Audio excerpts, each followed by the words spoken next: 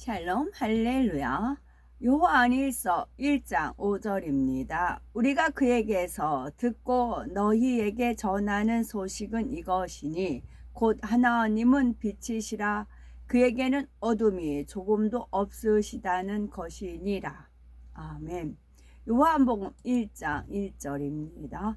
태초에 말씀이 계시니라. 이 말씀이 하나님과 함께 계셨으니 이 말씀은 곧 하나님이시니라.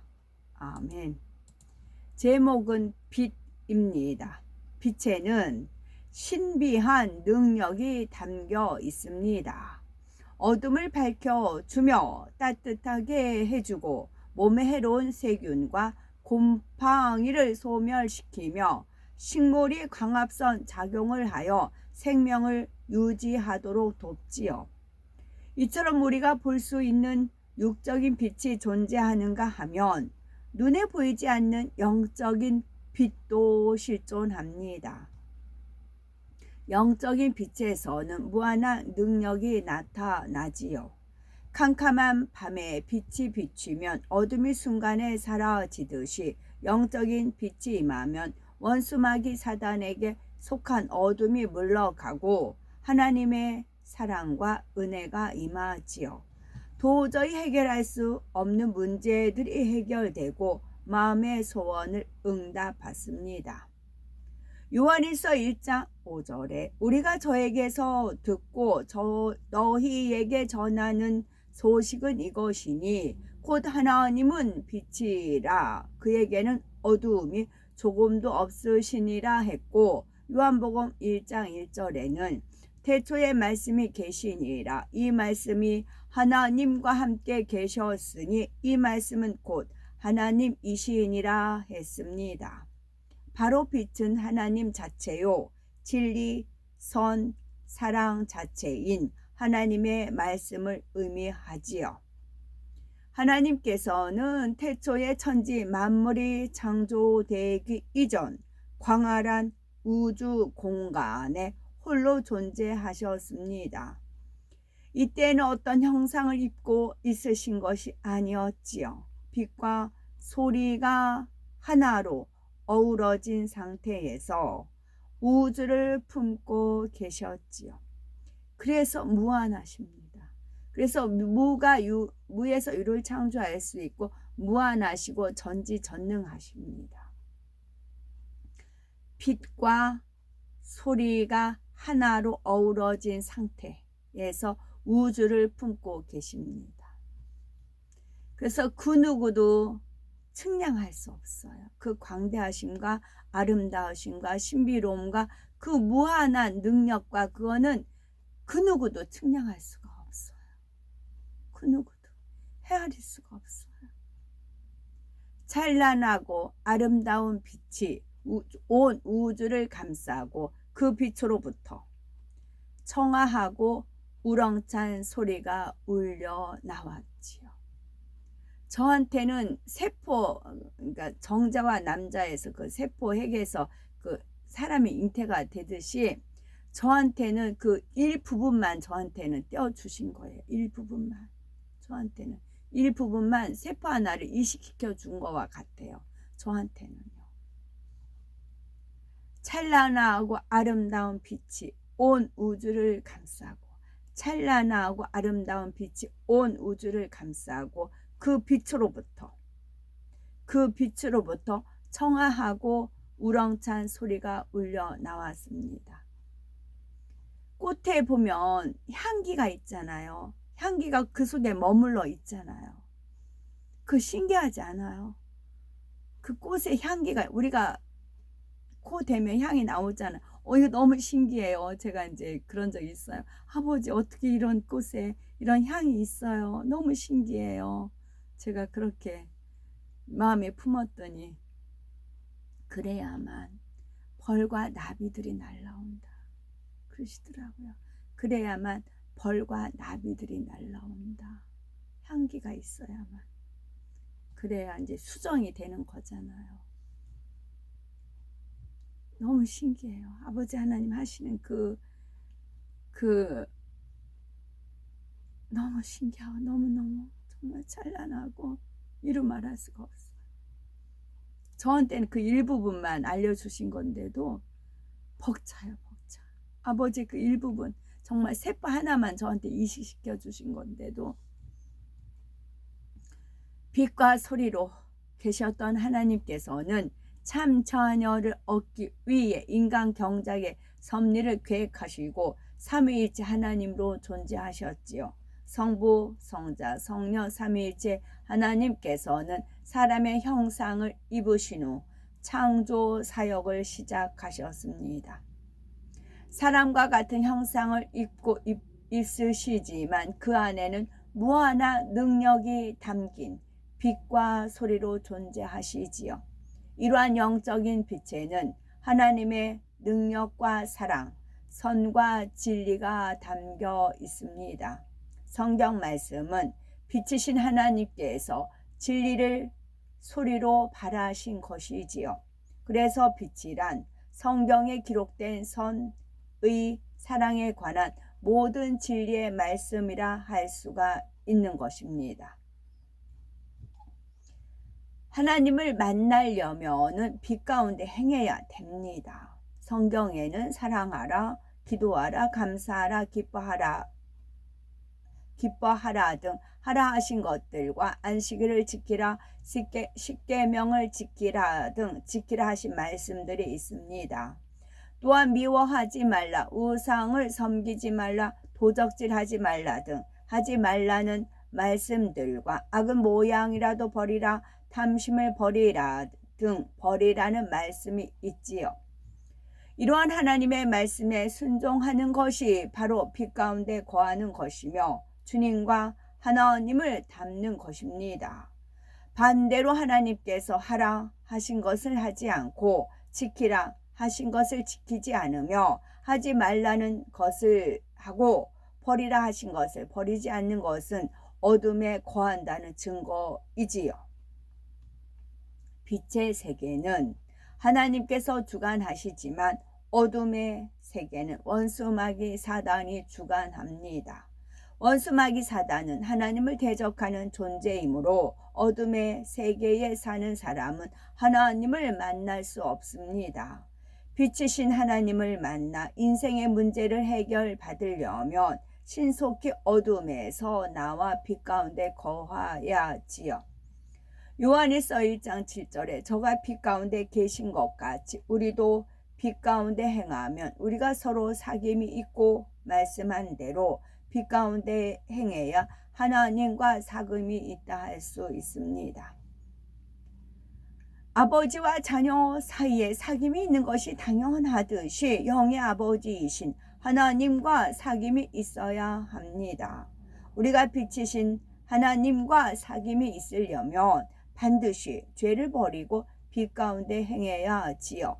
만일 어둠이 있으면서 빛이신 하나님과 사귐이 있다고 한다면 이는 거짓말입니다. 여기서 사귐이란 일방적인 것이 아니죠. 내 편에서 누구를 안다고 해서 그와 사귐이 있다 할 수는 없습니다. 서로 알고 서로 믿고 대화할 수 있는 친밀한 사이를 말하지요. 아무리 내 편에서 대통령에 대해서 잘 안다 해도 대통령이 나를 모른다면 사귐이 있다 할 수가 없는 거죠. 사귐에도 얼굴만 아는 정도와 서로 안부를 묻는 사이가 있고 깊은 비밀까지 나누는 친밀한 관계도 있습니다. 하나님과의 사귐도 마찬가지입니다. 진정한 사귐이 되려면 하나님 편에서도 나를 알고 인정해 주셔야 하지요. 전지전능하신 하나님과 깊은 사귐이 있다면 병들고 연약하거나 가난할 리 없고 응답받지 못할 것이 없습니다. 성경에 보면 다윗은 하나님께서 내 마음에 합한 사람이라고 인정해 주실 정도로 하나님과 사귐이 깊었지요.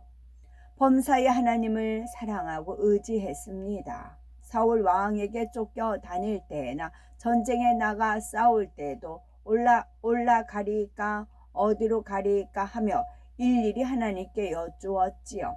이런 다윗에게 하나님께서는 상세히 알려주심으로 전쟁마다 승승장구했습니다. 다윗이 하나님과 아름다운 사귐을 이룰 수 있었던 것은 믿음으로 하나님을 기쁘시게 해드렸기 때문이지요. 세상의 빛으로 오신 예수님께서는 오직 진리를 가르치시고 천국 복음을 증거해 주셨지만 어두움을 쫓는 사람들은 원수 마귀에 속함으로 빛을 설명해 주어도 깨닫지 못했습니다. 오히려 빛을 싫어하고 대적함으로 구원에 이르지 못하고 멸망의 길로 갔지요. 그러나 마음이 선한 사람들은 진리의 빛을 통해 자기 죄를 깨닫고 회개함으로 구원에 이르게 됩니다.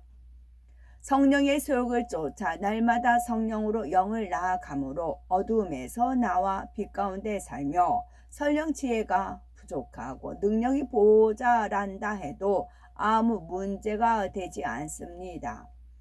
바로 빛이신 하나님과 교통을 이루고 성령의 음성과 주관을 받아 나가므로 범사에 형통한 길로 인도받을 수 있고 하늘의 지혜를 받을 수가 있기 때문이지요.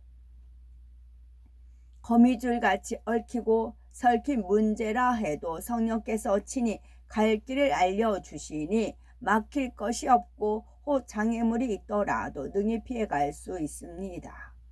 우리가 성결을 이루고 빛으로 들어가면 하늘로서 지혜와 명철이 옵니다.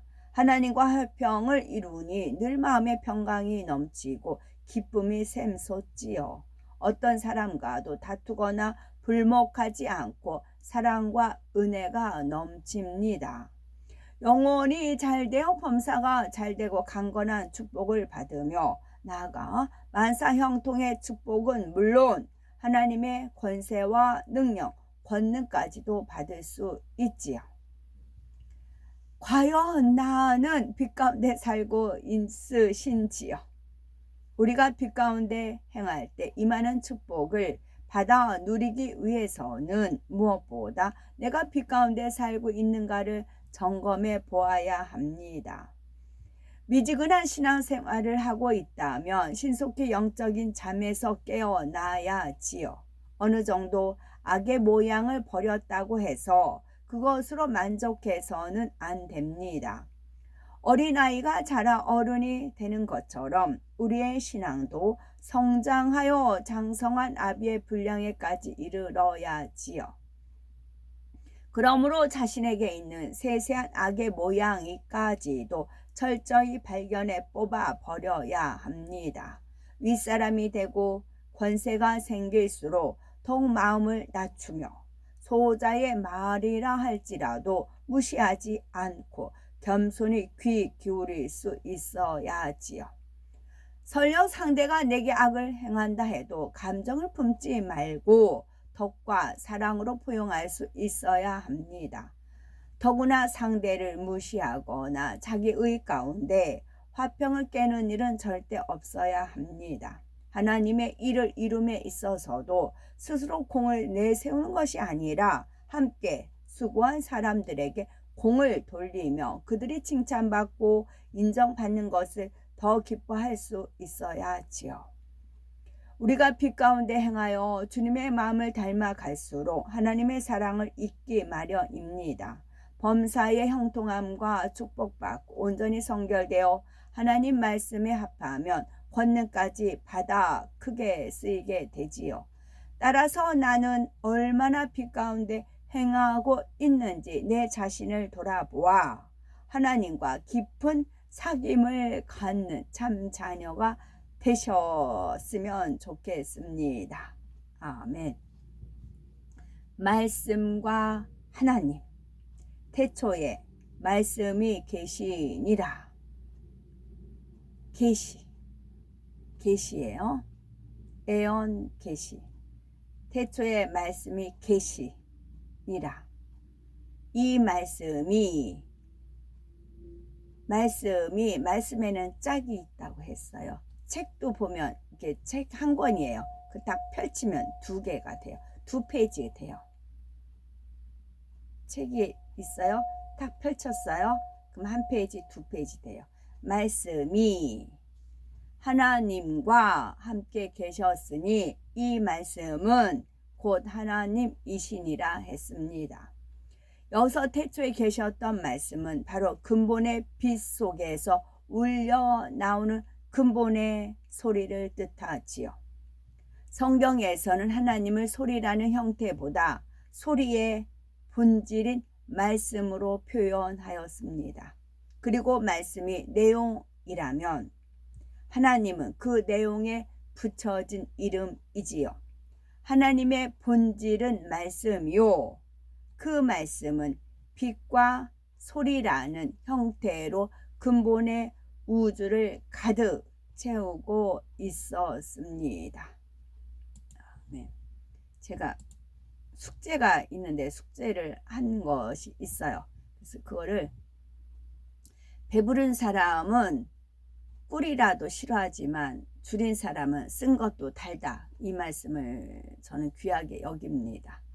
그리고 제가 이 비유를 들어주는 게 낫겠네요. 이제 두세 번 말씀드렸나? 새어머니 밑에 있을 때입니다. 새어머니 밑에서 3년 동안 양배추 김치만 먹었어요. 아무것도 없어요. 밥하고 양배추. 이제 밥 먹는 것 자체도 감사하죠. 양배추 김치만 먹던 중에 윗집에 사는 아주머니께서 냄비를 가득 찌개를 가지고 오셨어요.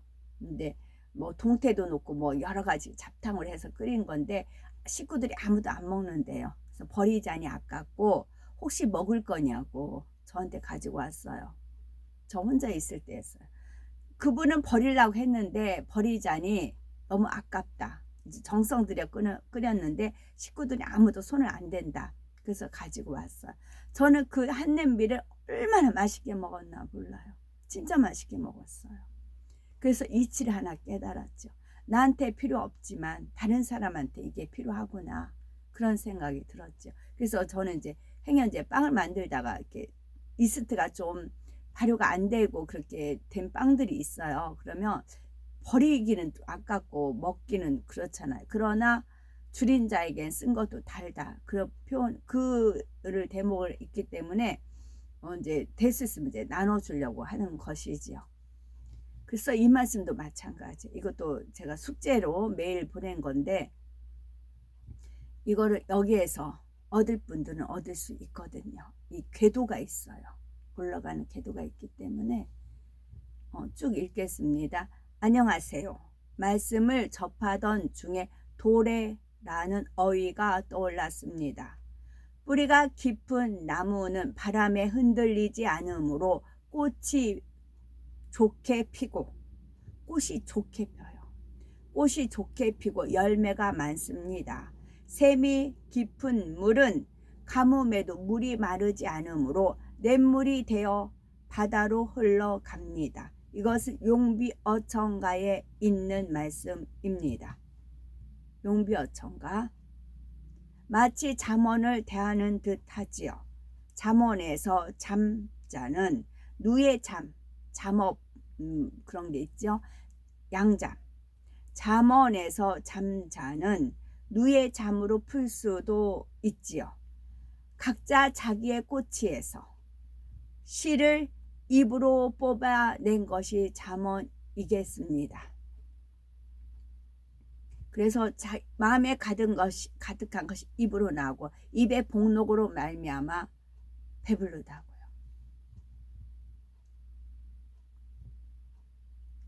그래서 잠언이겠죠. 솔로몬이 온갖 향락과 모든 것을 누렸기에 잠언, 아가서, 전도서가 나왔다지요.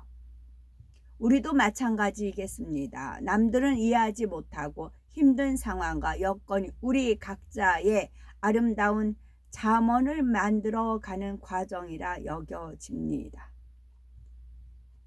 그러하기에 항상 기뻐하라, 쉬지 말고 기도하라, 범사에 감사하라. 이것이 그리스도 예수 안에서 너희를 향하신 하나님의 뜻이니라. 데살로니가 전서 5장 16에서 18절. 여기에서 초점은 하나님의 뜻이라는 점입니다. 하나님의 뜻을 받들기 위해서는 기뻐하고 기도하고 감사하는 겁니다. 하나님의 뜻을 받들기 위해서. 나한테 이득되고 내가 뭐 잘되고 라기보다는 하나님의 뜻이라고 하니까 여기서부터 초점을 내가 어디에다가 목표점을 두냐에 따라서 틀려요. 나한테 기준을 맞춘 게 아니고 하나님 기준에 맞추다 보면 하나님은 우리를 이끌어 가십니다. 나한테 기준을 맞춰서 하나님을 끌어당기는 게 아니고 내가 하나님한테 맞춰가는 거예요. 바다에서 짐승이 나온다고 말씀하실 때 자유의 여신상이 떠올랐습니다. 어렴풋이 뜻은 알겠지만 더 세월이 흘러야 온전히 풀어지겠지요. 예시는 예를 들어 보이는 것.